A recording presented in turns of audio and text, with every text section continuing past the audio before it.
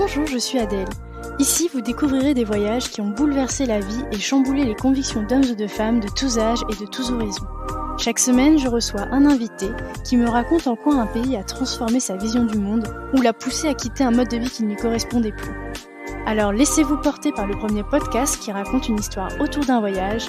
Bienvenue chez les Frenchies autour du monde, le podcast des voyages qui ont du sens.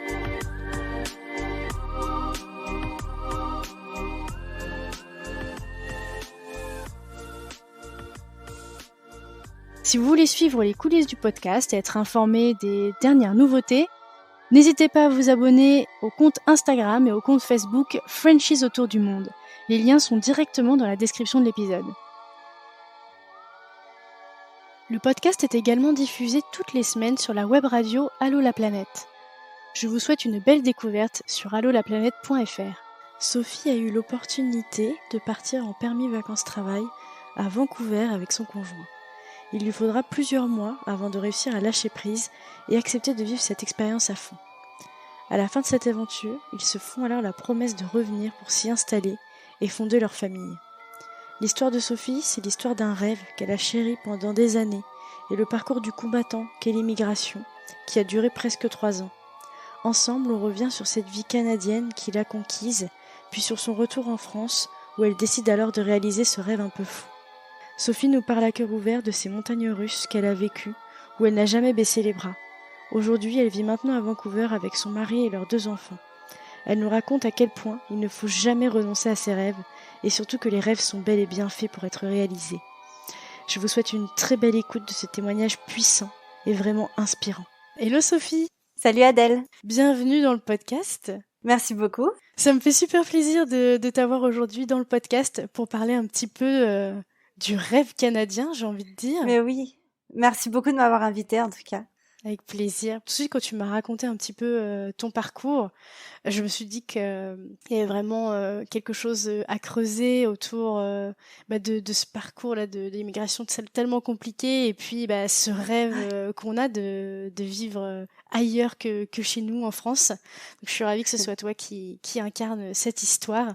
Et je vais commencer par te demander de te présenter pour les auditeurs, nous donner ton prénom, ton âge, la ville d'où tu viens en France, et puis nous dire en 2-3 mots ton parcours pro.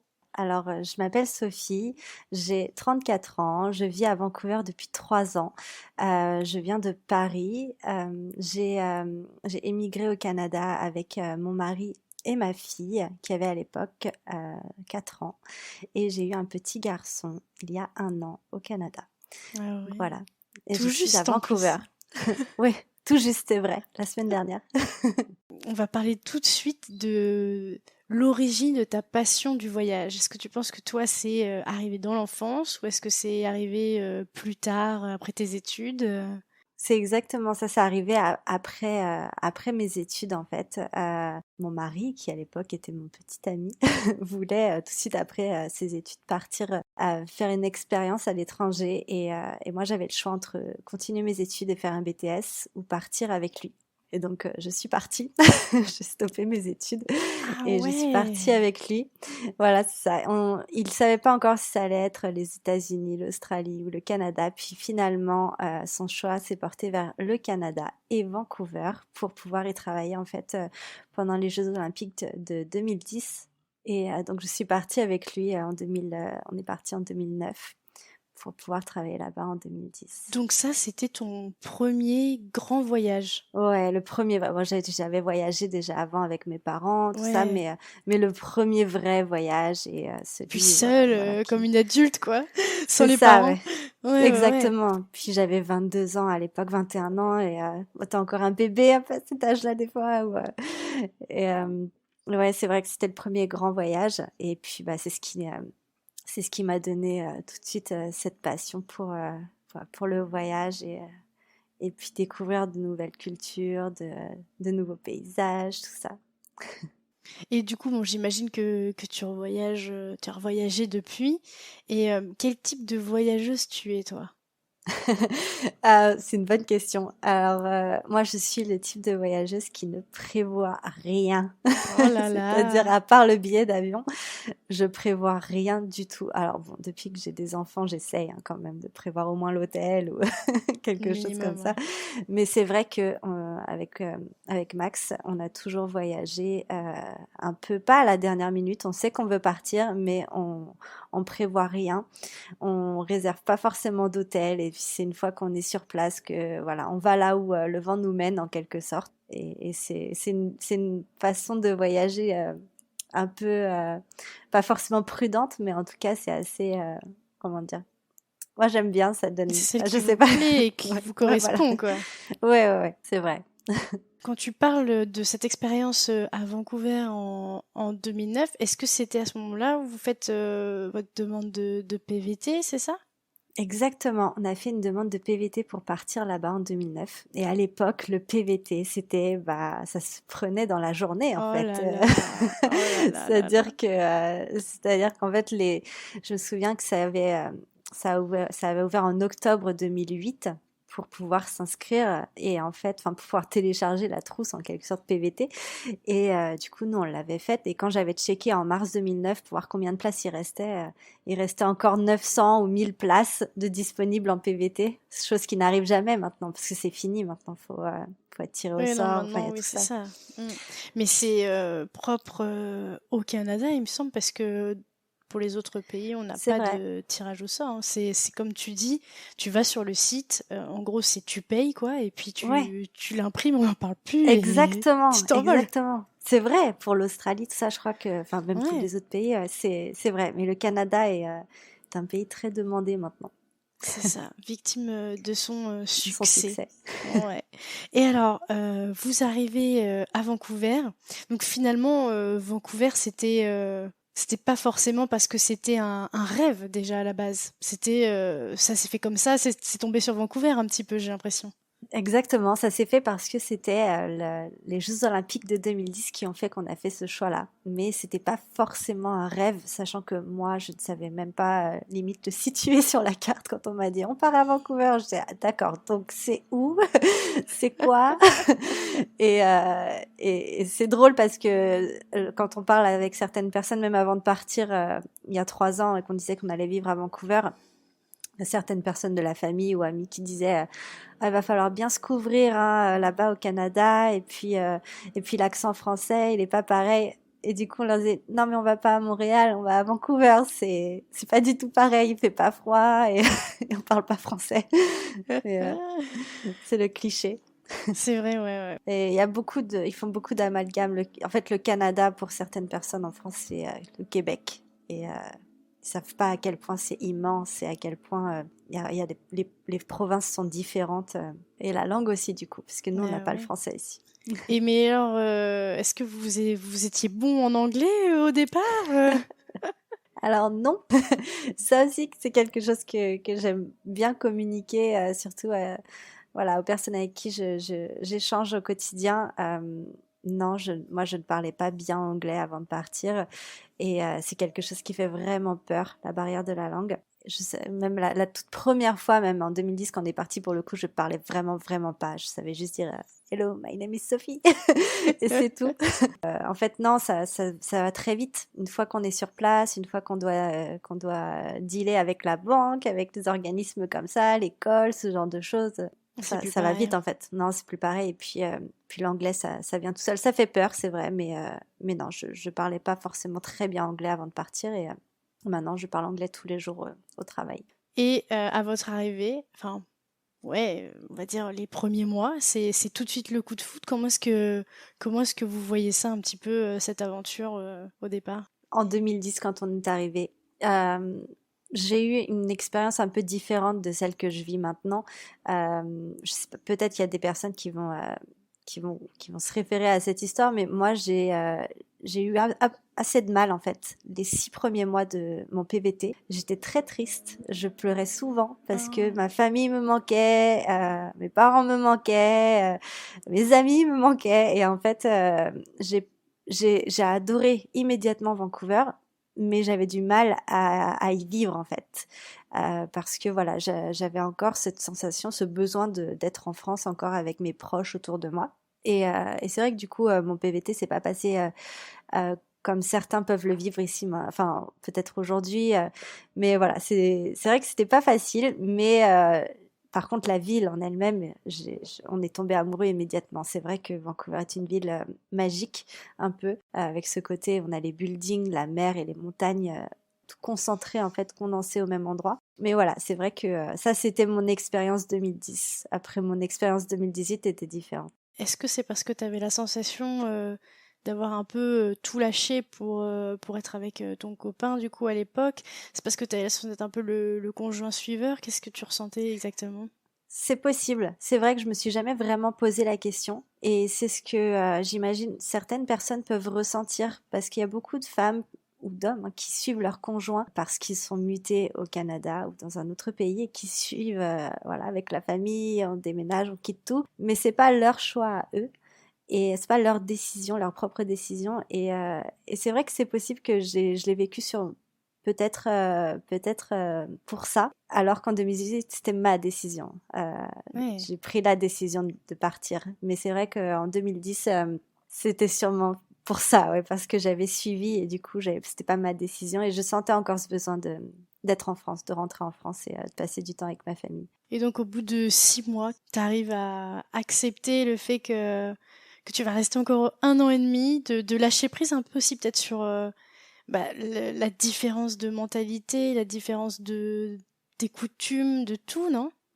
Alors en fait, à l'époque, c'était que 1 an le PVT. Donc en fait, au bout de 6 mois, j'étais C'est contente déjà la parce que moitié. voilà, parce que je me suis dit, bah, je rentre dans 6 mois. Donc j'étais plutôt aussi contente parce que je savais qu'il restait plus beaucoup de temps avant que je puisse revoir tout le monde. Ah ouais. Donc vraiment, en fait, c'est presque 1 an où t'as eu du mal à... En fait, il y a eu ce déclic au bout de, on va dire, de entre 4 et 6 mois où je suis devenue pratiquement pas bilingue, mais où j'étais complètement fluente en anglais. Et il y a ça aussi, parce que c'est vrai que voilà, il faut le dire, hein, quand on suit le conjoint, qu'on parle pas la langue, que tout est nouveau, qu'on n'a pas d'amis. À l'époque, il y avait pas Instagram, il y avait pas tous ces réseaux sociaux à part Facebook. On n'avait pas les smartphones. Où on peut se connecter d'en bas de la rue. Moi, il fallait que je me connecte de chez moi, ou alors j'allais dans un cybercafé à l'époque Mais encore oui, c'est pour pouvoir vrai. alors que là, ouais, c'est ça. Je pense que si j'avais eu mon smartphone où je pouvais appeler mes copines ou mes parents de C'est vrai, n'importe où je avec suis dans WhatsApp, Vancouver. quoi. Mm. Rien que WhatsApp, on envoie un texto, on appelle tout de suite n'importe où, n'importe quelle heure. Ça m'aurait complètement changé mon expérience, je pense aussi. Donc il y a plein de petites choses qui ont fait que j'ai vécu mon expérience comme je l'ai vécue. Mais, mais c'est vrai qu'après 4-6 mois, j'avais des amis, j'avais un bon job, je parlais anglais. Donc, en fait, je me sentais beaucoup plus intégrée, forcément, à la ville. Et donc, je l'ai beaucoup mieux vécu. Mais les 6 mois qui ont suivi, je les ai beaucoup mieux vécus quand même. Et c'est là que vous vous dites, on en refait un. Et voilà, c'est ça. Et c'est là qu'on se dit, c'est surtout voilà, quand on voyait que la date de retour approchait. On était jeunes encore, hein, 21, 22 ans. On n'était pas mariés ni rien, on savait même pas si on allait être encore ensemble. Voilà, c'est tout jeune. Et en fait, on s'est quand même dit que le jour où on aura notre famille, eh ben, on a envie de vivre à Vancouver et de la fonder à Vancouver. Et c'était ce qu'on s'était promis en fait quand on est reparti. Et du coup, c'est ce que l'on a fait quand nous sommes revenus. Ok, donc là, tu parles après la deuxième année de PVT, c'est ça?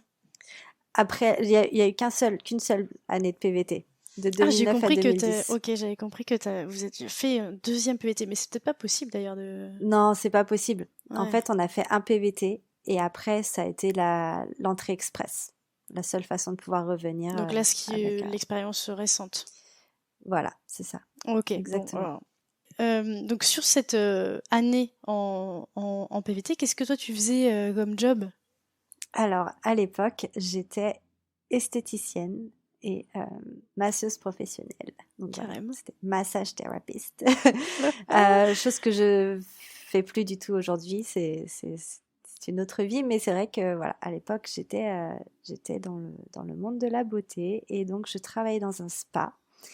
Et en fait, plus je voyais les Jeux Olympiques arriver, et plus je me suis dit que moi, ce que j'ai envie, c'est de travailler dans le spa où les athlètes vont aller.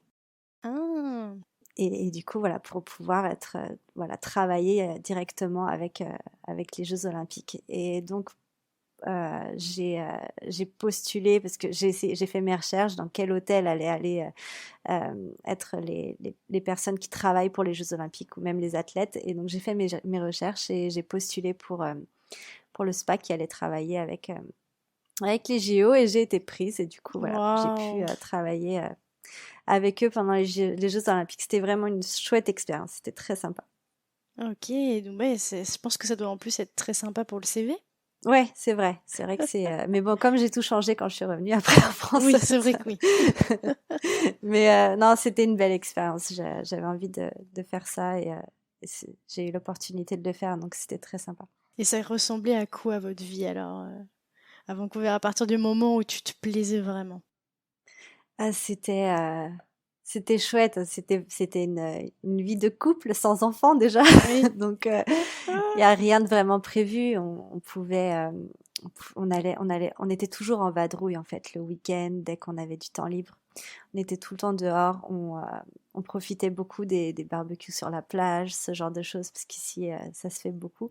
Mais en fait, quand on y pense, c'était pas beaucoup plus différent que la vie qu'on mène aujourd'hui, parce qu'en fait, on fait quasiment la même chose, mais c'est juste qu'on a les enfants avec nous. Mais, mais c'est vrai que c'était plus le côté où on rentre sans forcément aller devoir chercher les enfants à l'école, tout ça. On n'avait pas forcément d'impératifs et de responsabilités, voilà, comme celle-ci.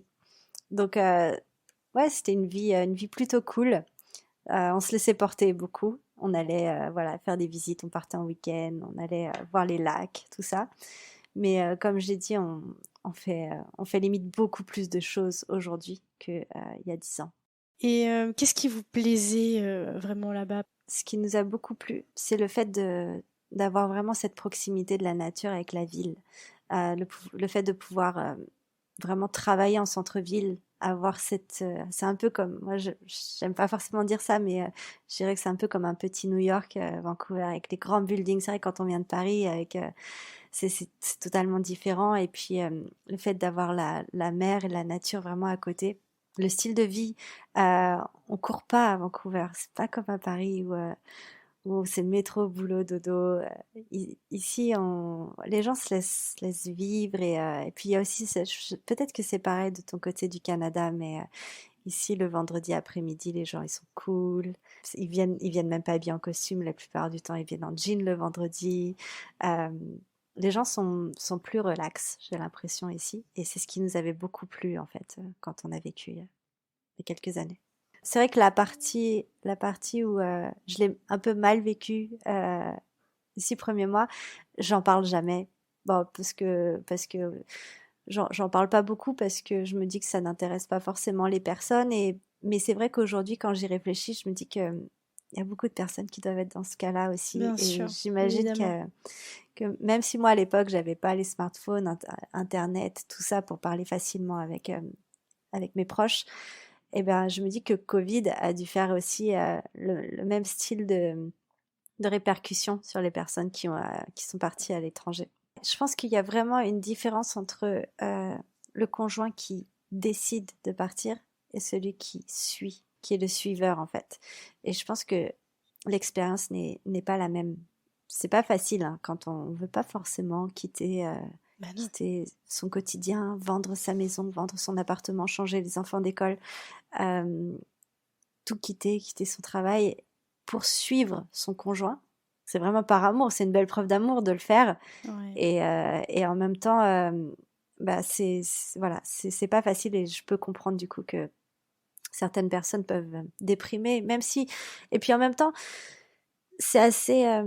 On peut culpabiliser de dire oh là là, je déprime, alors que d'autres personnes disent non mais c'est mon rêve de partir là où t'es, tu vis dans un pays Totalement. fabuleux, c'est génial, tu vis une super expérience, pourquoi t'es triste, pourquoi tu pleures?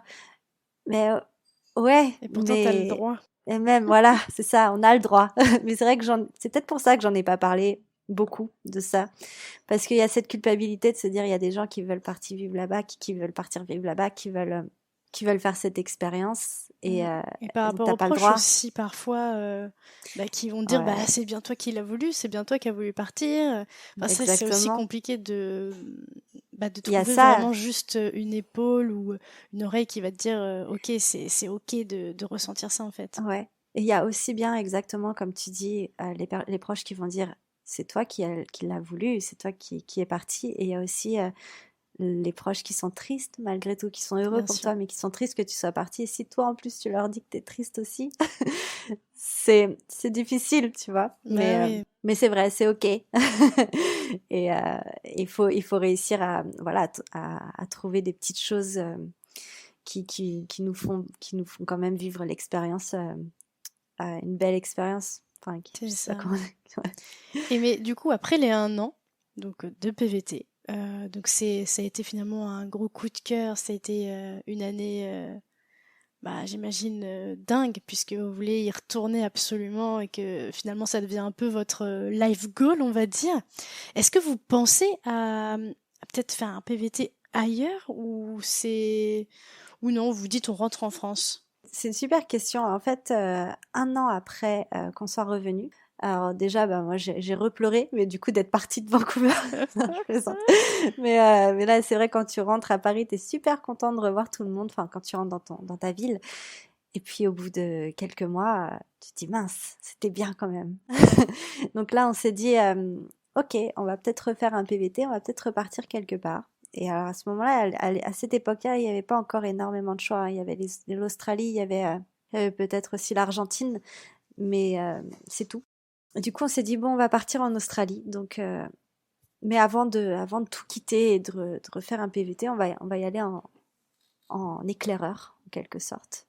Donc on est parti 1 mois et demi en Australie pour voir un petit peu comment c'était et voilà, pour voyager. Donc un peu comme ce que je t'ai dit au début, on est parti juste avec nos sacs à dos et on n'avait rien réservé à part juste une auberge de jeunesse pour le premier soir. Donc on est parti à Sydney et en fait c'était génial, mais pour des vacances. Ça nous a pas forcément plu. Après le Canada, on s'est dit, on avait la comparaison en fait, on a pu comparer le Canada et l'Australie, et c'est vrai qu'on préférait le Canada en fait. Le Canada était toujours dans notre tête malgré ce voyage qui était superbe, mais du coup on a décidé de pas faire de PVT en Australie, de rester en France et de commencer les démarches pour faire l'entrée express et donc l'expatriation.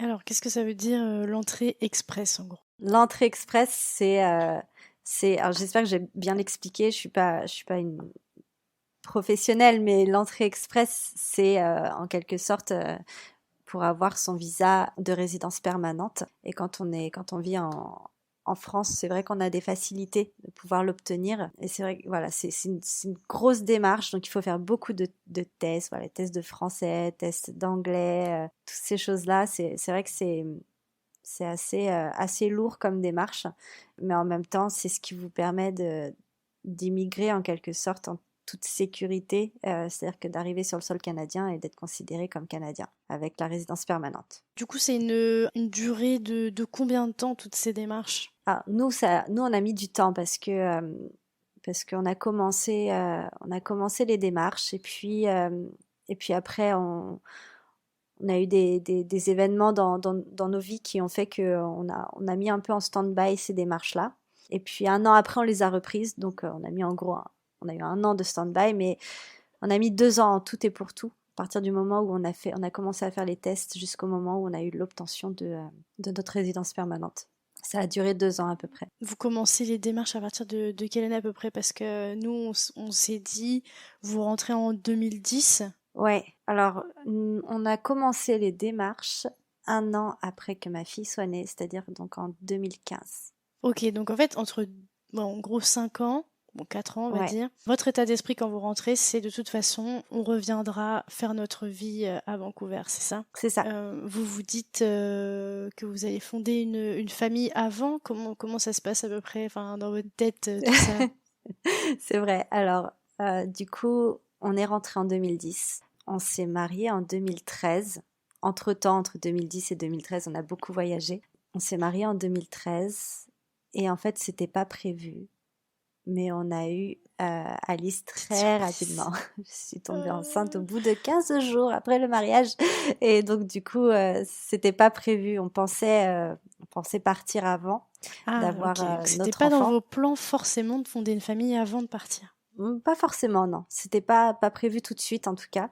Et puis, en fait, elle est arrivée très vite. Et c'est vrai que quand on a notre premier enfant, qu'on a la famille à côté, les amis autour, Ouais. on a envie qu'ils se connaissent. On n'a pas envie de prendre le bébé à quelques mois et de partir à l'étranger, loin de tout le monde.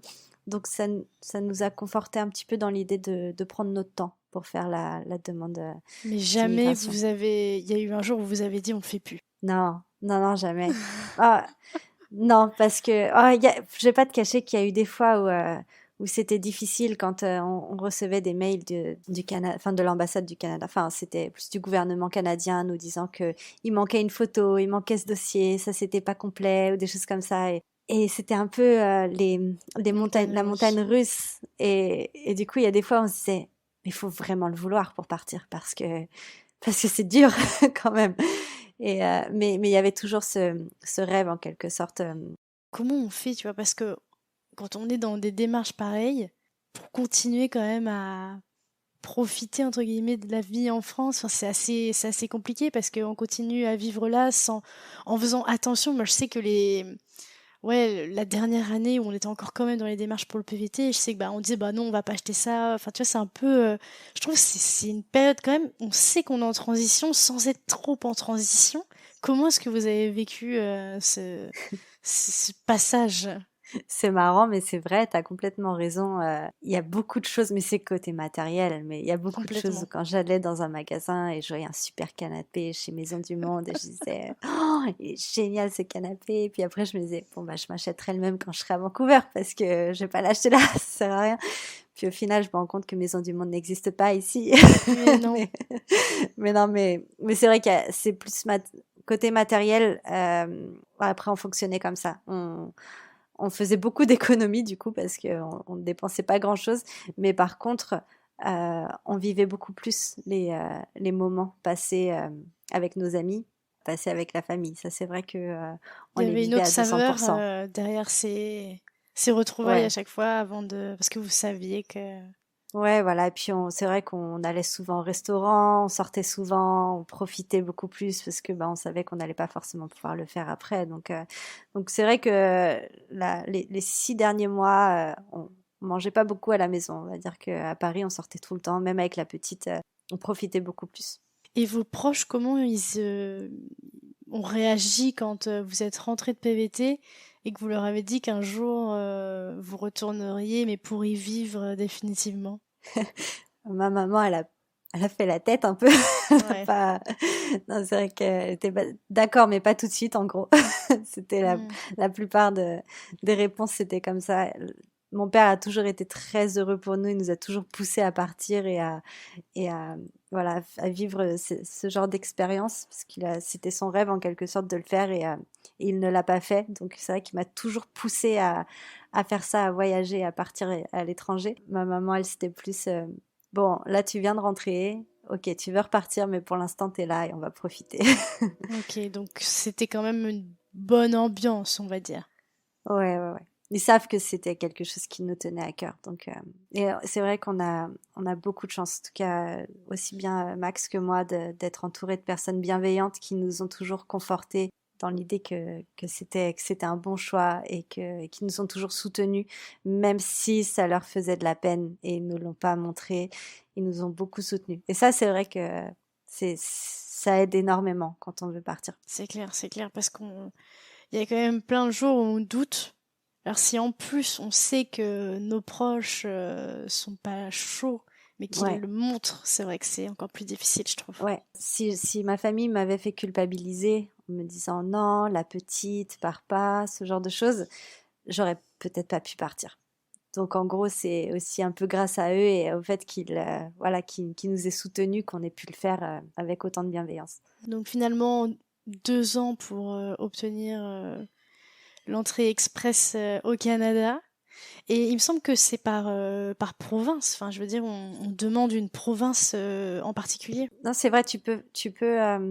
tu peux faire le choix de la province et donc être candidat des provinces. Et à ce moment-là, tu peux choisir une province où il n'y a pas beaucoup d'immigration, par exemple comme le Nouveau-Brunswick ou ce genre de choses, et avoir peut-être la possibilité de partir plus tôt et d'être du coup d'obtenir ta demande de résidence permanente plus tôt. Mais nous, on n'a pas fait le candidat des provinces, nous on a fait l'entrée express des travailleurs qualifiés.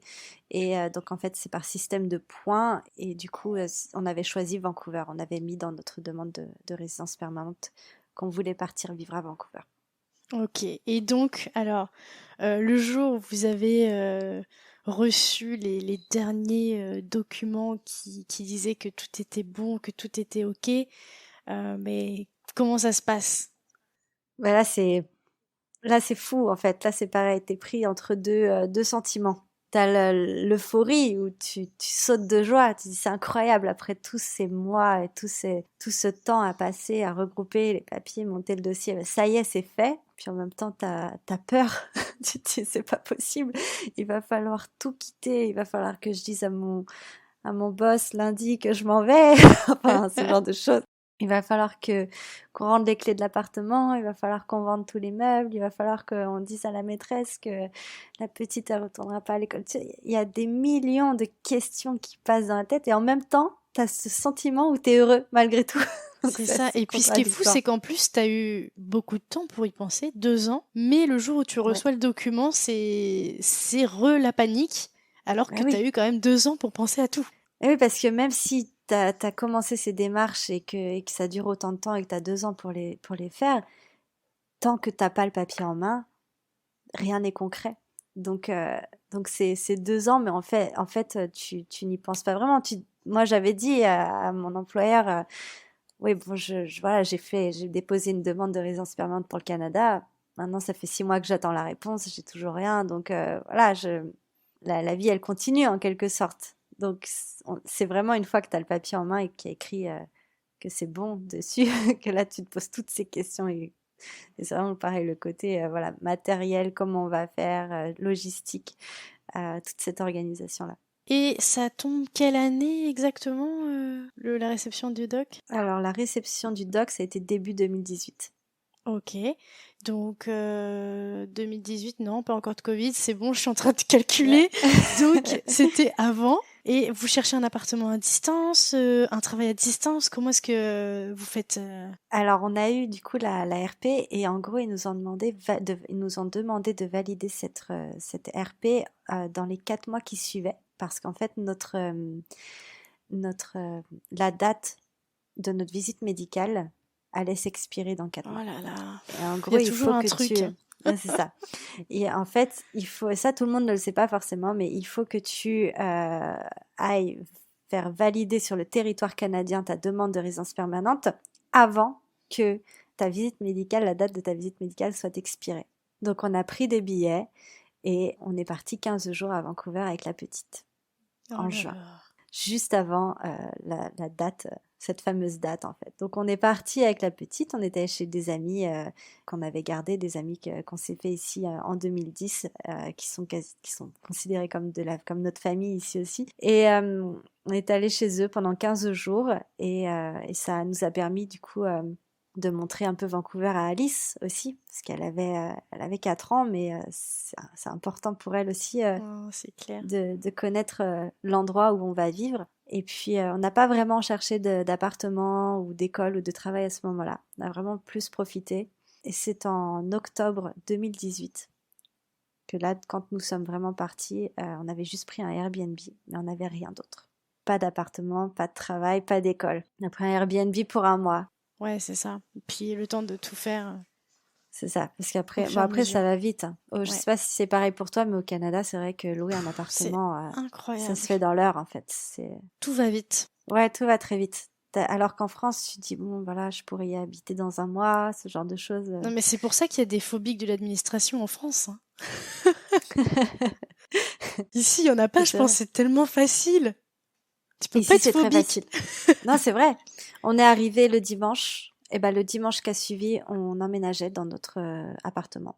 Alors qu'on avait encore le Airbnb pour 3 semaines. Et donc toi, tu faisais quoi comme job à ce moment-là? Alors moi, juste avant, c'était à peu près quand? C'était à peu près au moment où on a lancé notre demande de résidence permanente. J'ai fait une reconversion professionnelle et du coup, j'ai fait une école pour devenir community manager. Et c'est une école que j'ai faite du coup à Paris en plusieurs mois. Et ça m'a permis donc de devenir community manager et de bosser dans le marketing. Donc en fait, moi à l'époque, je travaillais enfin, bien avant de faire du coup cette reconversion professionnelle, je travaillais en tant que vendeuse pour la marque Clinique, donc toujours dans le cosmétique. Donc, je travaillais dans les Sephora, ce genre de choses. Et moi, ce que je voulais vraiment, c'était bosser au siège avec eux et dans la team marketing. J'ai eu la chance, pareil, d'être très, très bien soutenue euh, de ce côté-là et dans cette entreprise. Et donc, j'ai pu faire cette reconversion et du coup, d'être community manager pour Clinique après, juste avant de Génial. partir. Et au Canada, tu cherchais dans cette branche à ton arrivée. Et voilà, exactement. Du coup, arrivée au Canada, je cherchais donc dans le social media un travail et j'ai eu énormément de chance parce que, en fait, au bout de 15 jours sur place, j'avais pas encore commencé mes démarches pour chercher un travail, que j'ai été contactée directement sur LinkedIn. Ça fonctionne bien LinkedIn, hein. C'est LinkedIn, fou. ça fonctionne très très bien, ouais. C'est C'est vrai. incroyable. C'est vrai que ça fonctionne très bien. Je pensais pas du tout, en fait.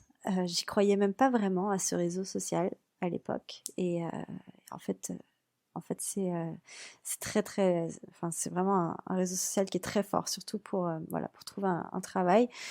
Et donc j'ai fait cet entretien, mais pareil, mon anglais était vraiment médiocre, surtout que là, il n'était plus juste question de faire des soins visage, c'était parler, écrire, communiquer en anglais. Donc c'était vraiment plus difficile et donc j'ai fait l'entretien, c'est très bien passé. J'ai été embauchée dans le quart d'heure qui a suivi. Waouh. Et du coup, j'ai commencé dans la semaine qui a suivi et j'y suis restée 3 ans. Quand même. Ouais. Donc finalement, en un mois, tout s'imbrique comme il faut. Ouais, Et là, enfin, finalement, vous y êtes, c'est l'évidence. Je vous dis, voilà, effectivement, c'est que tout s'aligne, tout se met en place sans accroc. ouais, c'est vrai. C'est vrai que du coup, l'expérience là n'est vraiment plus la même. Déjà, on a fait Oui, le choix de partir. On a notre rêve qui se réalise. On part avec notre enfant, donc j'ai pas le droit de montrer que je vais pas bien. mais Je tu vas dois, bien. je- ouais, et je vais bien. Dans tous les cas, je vais bien. Donc, j'ai même pas pensé à ça, mais j'ai pas le droit de montrer que j'ai peur non plus, parce que même si je suis complètement effrayée à l'intérieur, je dois lui montrer on doit lui montrer qu'on maîtrise, qu'on maîtrise C'est tout. ça. Et donc, l'expérience n'est vraiment pas du tout la même. Et le fait d'avoir trouvé l'appart en une semaine, le travail en deux, et, euh, et puis après, on a un peu plus galéré pour trouver une garderie pour la petite, ça c'est vraiment le Parce problème. que 4 ans, c'est ça, et Avant ça. c'est la garderie encore. Voilà, c'est ça. Il commence l'école à 5 ans ici et du coup il nous fallait une garderie pour les 8 mois qui restaient parce qu'elle avait commencé l'école en France, mais il nous fallait une garderie. C'est vraiment quelque chose d'assez difficile au Canada. Euh, et je pense que si on l'avait su au mois de juin, quand on était venu en vacances, on aurait Ah, pris mais une oui. garderie immédiatement. On aurait même payé, je pensais à l'avance, parce qu'au final, on a trouvé la garderie qu'en février. Donc elle est restée quand même 3 mois à la maison avec Max, et même 4 mois. Et voilà, c'était le seul petit truc en quelque sorte, mais sinon on était super heureux. Voilà, vous êtes vraiment senti chez vous directement. Enfin voilà, c'était évident. C'est incroyable. Même. On est on est sorti de l'aéroport, on est monté dans la voiture, on a commencé à rouler avec les valises dans le coffre et on a vu les paysages canadiens. Tu sais comment c'est, les arbres qui commencent. En plus, on était en plein mois d'octobre, les arbres qui sont déjà jaunes, orange, rouge. Ce mood un peu d'Amérique du Nord. Et là, on s'est regardé, on a dit, mais ça y est, quoi, on y est. C'est incroyable, on était super heureux. Mais donc là, en fait, ça fait 3 ans, presque pile, on C'est va ça, dire, un peu plus, ça fait 3 ans. que vous Ouais, êtes là. exactement. Ouais. Donc tout est une évidence, vous vous habitez très facilement. Est-ce que Alice aussi, ça va, elle se fait très vite à ce nouveau quotidien? Alors Alice, c'est un peu plus difficile dans les premiers mois, on va dire.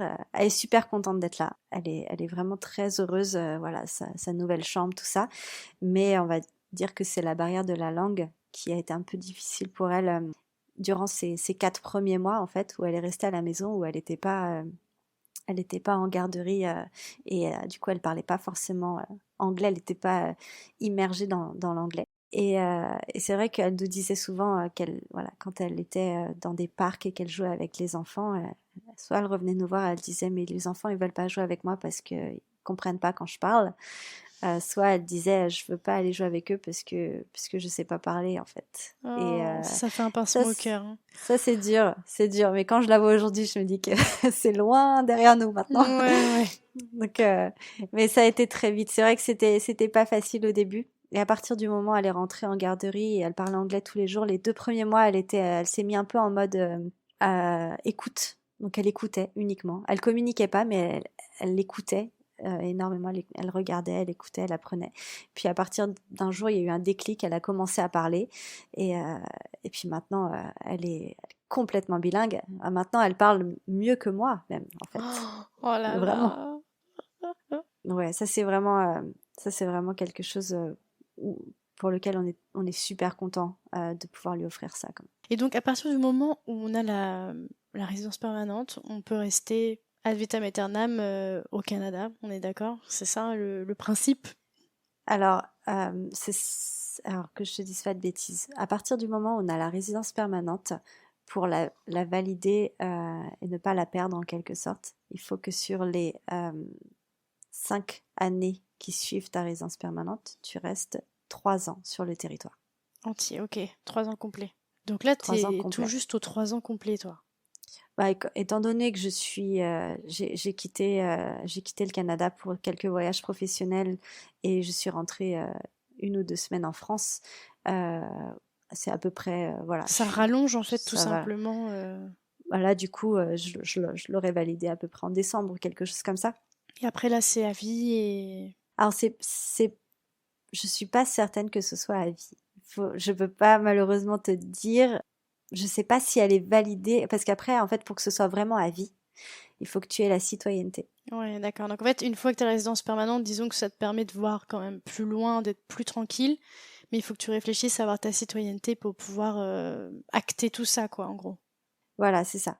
Et du coup, il faut que tu aies ta citoyenneté et exactement, pour pouvoir acter tout ça et pour pouvoir avoir prétendre en fait d'être canadien et d'avoir ce fameux passeport canadien. Si tu n'as pas la citoyenneté, tu es résident permanent, mais tu ne peux pas avoir le passeport canadien et tu peux pas du coup avoir vraiment ce statut en quelque sorte. Pendant cette période-là, où vous êtes bien, etc., vous vous dites que vous allez agrandir la famille. Alors c'était un peu une surprise. Ah oui, On d'accord. se l'est- T'es abonné aux surprises. Moi, je suis abonnée aux surprises. Ouais. On se l'est pas vraiment dit. On s'est pas dit, tiens, allez, voilà, c'est le moment d'avoir le petit deuxième. Pas du tout. Et pour la petite histoire, je l'ai appris très tard, même que j'étais enceinte. J'étais à plus de 2 mois, je crois, quelque chose Ah comme oui, quand ça. même. Donc, enfin, j'étais à peu près à 2 mois. Et ouais, donc c'est une belle surprise, mais c'était pas forcément voilà vraiment prévu. Voilà, on savait qu'on voulait un deuxième hein, de toute façon, donc on était super contents, mais on s'est pas dit vraiment mot pour mot, c'est le moment. Mm. Donc t'as fait tout ton parcours, ton suivi de grossesse au Canada. Ouais, c'est Ah ça. ouais. J'ai fait tout mon suivi de grossesse au Canada. Au début, j'étais un peu perdue parce que du coup, je savais pas où aller, quoi faire. J'étais la seule de mon entourage Ah ouais. à avoir un bébé au Canada et du coup, c'était un peu difficile. Et puis grâce au groupe Facebook, Ça y est, ça c'est vraiment ça génial. existait. Heureusement qu'il y a tout ça, hein, vraiment, parce que là, on a le groupe des Français à Vancouver, c'est vraiment génial. Dès qu'on a une question, on C'est la ça. pose dedans et il y a forcément une réponse dans l'heure. Et du coup, je crois que moi, j'avais plutôt posé cette question dans les mamans de Vancouver. Et j'ai dit, voilà, j'ai expliqué ma situation, je sais pas où aller, que je suis enceinte, je suis un Je sais pas peu quoi perdue. faire. Et puis aussi parce que je voulais avoir un suivi en français, parce que même si je parle anglais, voilà, Mais c'est j'avais peut-être envie plus d'avoir une rassurant quand même. proximité. exactement. Et Ça j'ai touche été quand même un peu au médical, à la santé, enfin, on sait Ouais, jamais, c'est quoi. ça. Des fois, sur un malentendu, tu comprends pas ce qu'ils disent, des choses comme ça, tu as envie de tout comprendre quand même, même si c'était mon deuxième. Et du coup, j'ai été très bien conseillée. On m'a conseillé une sage-femme exceptionnelle, une Française, voilà, à Vancouver. Et du Oh, coup, j'ai super. j'ai eu un appel avec elle qui a duré plus d'une heure. Elle m'a dit, écoute, Sophie, je suis un peu loin de toi parce que moi, j'habite à 30 minutes du centre-ville. Elle dit, mais si tu veux que je sois ta sage-femme, il n'y a aucun problème. Donc j'ai dit oui, évidemment, je m'en fiche de faire les 30 minutes de route pour venir te voir. Et donc voilà, elle m'a suivie et elle m'a accouchée et c'est vraiment génial comme expérience.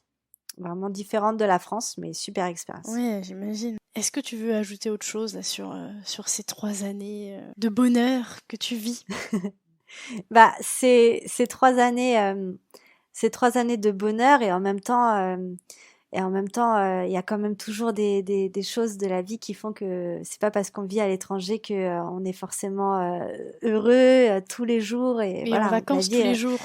est en vacances tous les jours. Effectivement, il y a quelque chose qu'il faut pas oublier, que malgré tout, quand on est expatrié ou immigré, c'est que même si on a des super amis, on arrive à bien s'entourer ici, on reste quand même seul.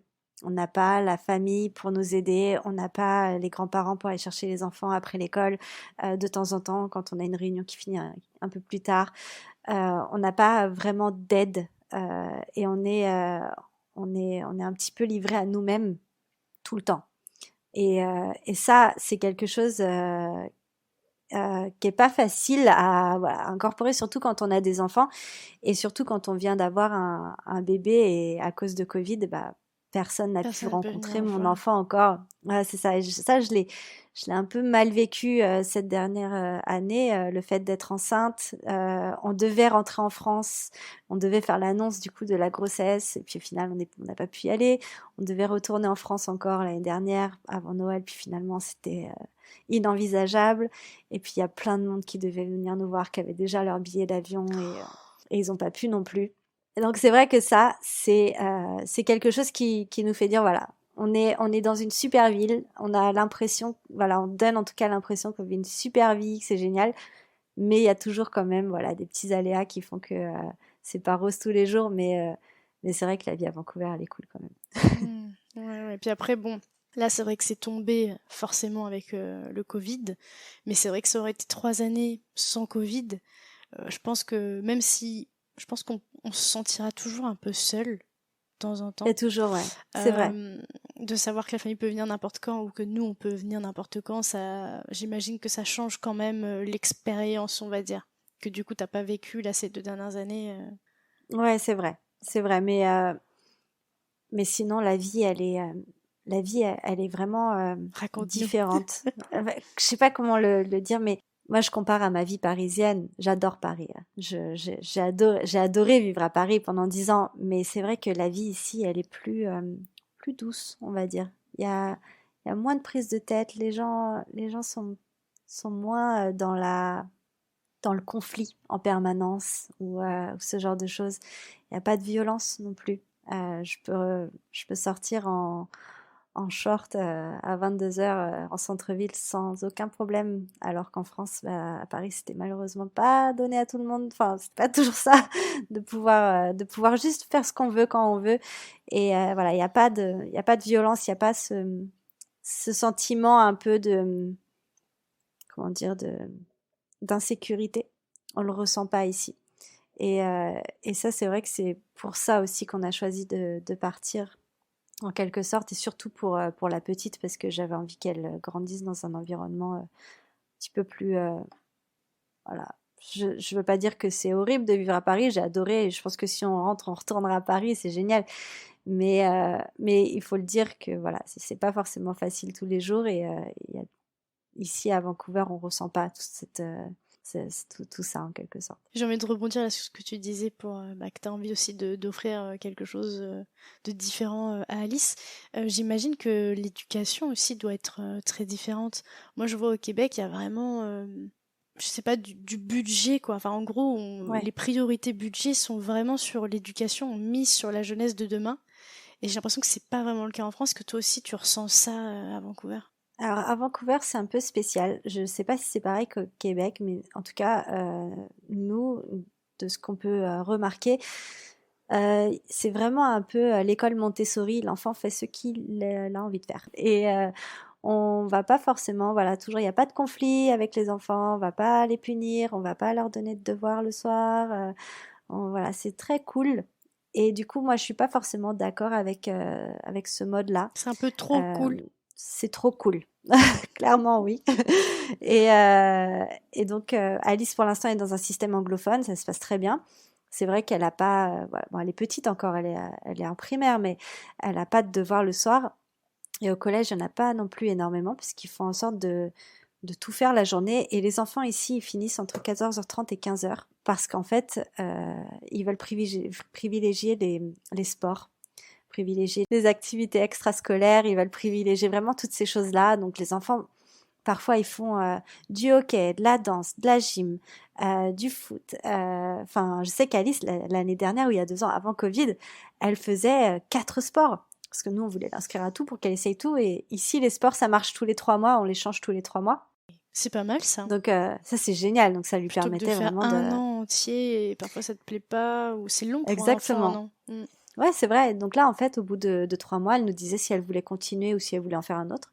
Et donc, ça lui arrivait dans la semaine d'avoir hockey, danse et comédie musicale. Et puis 3 mois après, elle avait gymnastique, hockey encore parce qu'elle aimait ça et un autre truc. Donc c'est vrai que ça, ça, c'est génial. Par contre, je trouve ça super. Mais je pense que au bout d'un moment, elle ira quand même, elle retournera dans le système scolaire français et dans une école vraiment française pour voilà poursuivre le cursus français et avoir ce côté un peu avec un peu plus de rigueur et Ok, bon, c'est intéressant ton point de vue parce que j'ai quand même eu d'autres parents qui me disaient qu'ils préféraient bon, c'était notamment aux États-Unis, le système américain où c'est beaucoup plus jovial, beaucoup plus cool, qu'on suit vraiment plus le rythme des enfants, etc.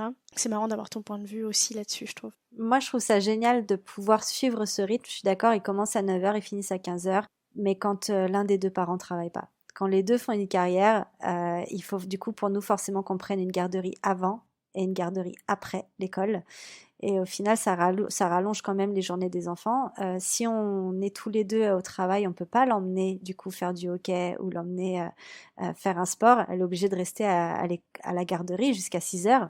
Ouais, ça leur fait une grosse journée au final. Ouais. Voilà, ça fait une grosse journée et du coup, voilà, si les deux parents font carrière à Vancouver, il nous faut forcément une garderie avant et après l'école. Donc du budget en plus. Du budget en plus, c'est ça. Et c'est pas, voilà, c'est pas forcément donné à tout le monde, surtout que la vie ici, elle est très très chère. Donc voilà, c'est autre chose.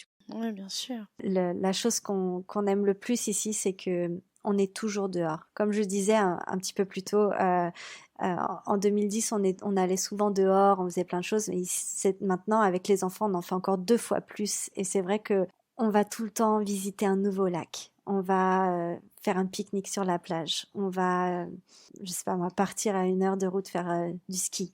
On va tout le temps, tout le temps, tout le temps être dehors pour découvrir des nouvelles choses. Et même après 3 ans, on en découvre encore chaque week-end. Et c'est comme si comment dire, c'est illimité les choses à faire ici et à découvrir. Et cette proximité avec la nature, encore une fois, c'est vraiment, vraiment un point super positif de Vancouver parce que, euh, parce que ça permet vraiment de se changer les idées, et voilà, de prendre l'air et d'avoir l'impression qu'on est en vacances, effectivement, tous les week-ends. Oui, oui, et puis t'as l'impression peut-être aussi de passer beaucoup plus de temps de qualité aussi avec tes proches. C'est exactement ça. Passer du temps de qualité avec la famille et avec les enfants et les amis. Et ça, c'est vrai. C'est quelque chose même si ça veut pas dire qu'on passait pas de temps de qualité en France, mais c'était différent. En C'est France, on ça. va être le dimanche avec la famille, tout ça. Ici, le dimanche, on va être à 2 heures de route autour d'un super lac, dans une forêt ou ce genre de choses. Ouais. Bah, merci beaucoup d'avoir pris le temps d'échanger avec moi sur ton beau rêve canadien. Je suis Merci ravie à toi. qu'il ait une aussi belle fin. J'aimerais juste te demander qu'est-ce que ça t'a apporté, toi, ce parcours du combattant, des démarches d'immigration, qu'est-ce que ça t'a apporté personnellement, de croire en tes rêves? Ça apporte une certaine confiance en soi, le fait de se dire qu'on a pu le faire. Surtout quand on peut avoir des bâtons dans les roues pour atteindre son rêve. Une fois qu'on l'a atteint, on se dit putain, on l'a fait. C'est génial et ça donne envie d'aller plus loin et d'en réaliser d'autres en fait. Et ça c'est pour ça donne vraiment confiance en soi et c'est pas parce que parfois on va avoir des difficultés qu'il faut tout abandonner, parce qu'on aurait pu tout abandonner plus d'une fois, et au final on y a vraiment cru, on a continué, et ça c'est vraiment le truc, quoi. Quand on dit il faut croire en ses rêves, et bah oui, faut vraiment y croire, il faut aller jusqu'au bout. C'est ça. Et écoute, je vais te proposer de conclure cet épisode en donnant quelques petits mots d'encouragement aux personnes qui nous écoutent, qui sont peut-être dans les démarches d'expatriation ou qui n'osent peut-être pas se lancer. Bah déjà, la première chose, c'est si j'ai pu le faire, vous pouvez le faire, mais vraiment à 100%. C'est aussi bien partir dans le côté anglophone, aussi bien partir à l'étranger et de tout vendre, de tout quitter, ça fait peur, mais honnêtement, la récompense, elle en vaut vraiment, vraiment la peine. Et même si c'est pour 1 an, 2 ans, 5 ans, et qu'après vous retournez dans votre ville en France, eh ben, ça vaut vraiment le coup parce que c'est une belle expérience et voilà, c'est génial. Merci beaucoup Sophie pour ce petit mot de la fin. Merci à toi, merci beaucoup de m'avoir reçue. Avec plaisir, je te dis à très bientôt. Ouais, à très bientôt. Merci beaucoup.